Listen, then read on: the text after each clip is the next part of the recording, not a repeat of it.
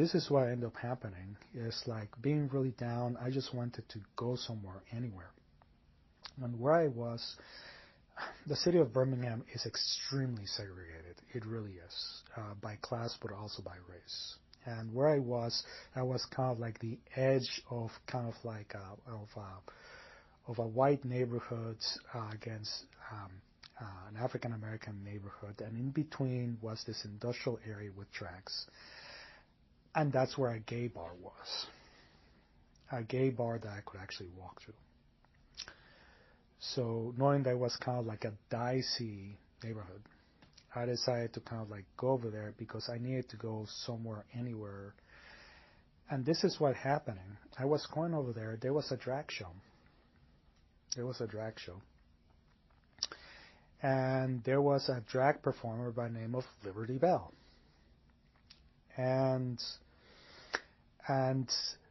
Liberty Bell was getting up there in age.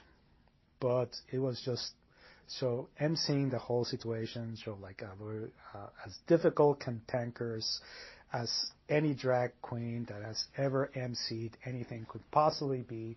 She had the whole thing just right. And also, you know that she's been doing this for a long, long time. So you already knew that she was connected to that whole world, a much older world of drag performers in the South. But anyway, I come in, and this is kind of my first place going in, and I must have had the most miserable, lonely puppy eyes or something like that, that she's giving everybody in the room a really hard time, but she doesn't touch me at all. And at some point, what she does, with the kindness, the gentlest expression, she turns to me and said, "You're so beautiful. Who are you?" Right? And she just recognizes me, and it's like, you know something? I felt seen.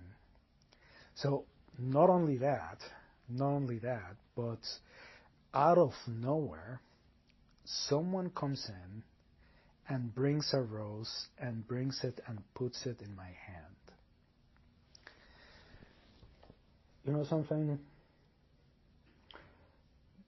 That felt like a blessing.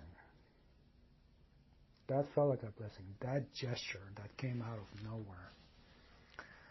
And here's the way to think about this, particularly about that whole culture of drag performance and gay clubs as being kind of like places of refuge. That at some level, people go to these places essentially to socialize and to connect and to feel safe at one level, and also to see the drag performers too. But there's another part about this I think is important, that it's my observation about that community as well, and that is that at another level, though, you go to a drag performance not just to see a drag performer, to also be seen by that drag performer, in a sense that implicit with that the drag performer, in order to get to the place where they are right now, they must have gone through this journey of self-discovery and realizing who they really are and whether they actually have a trans identity or not. Just the idea that it's very important for them to perform as a woman in front of a crowd and essentially honor that.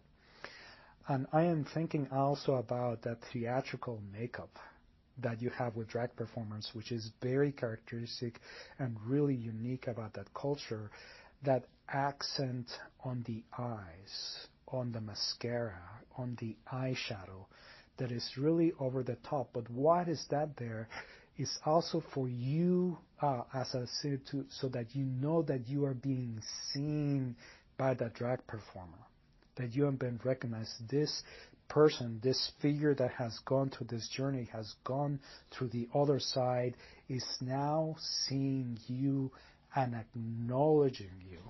And also the fact that gay clubs are small, and the drag performance happen in short quarters, very short quarters.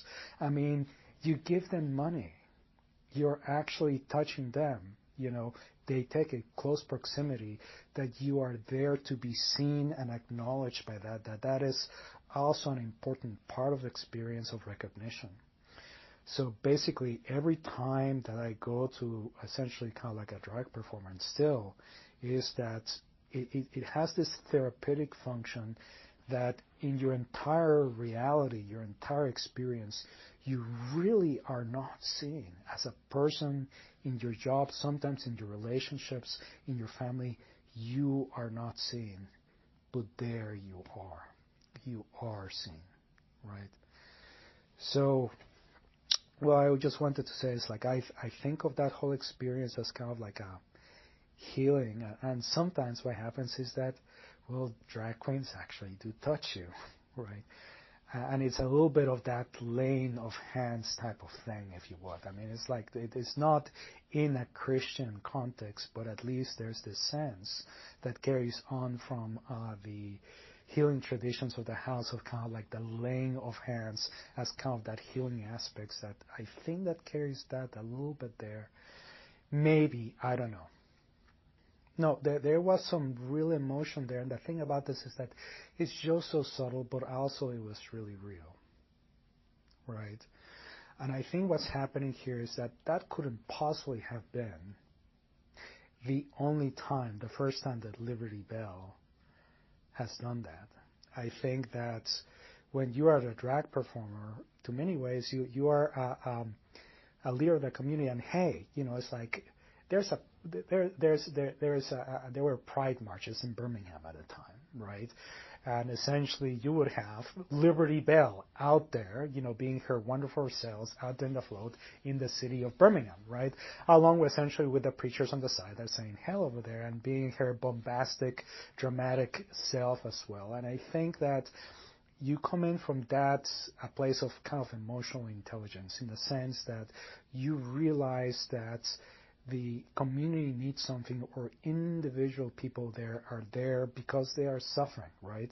So essentially you tapped into that emotional sensibility or recognition that sometimes as a drag performer you're called in to kind of like do that healing.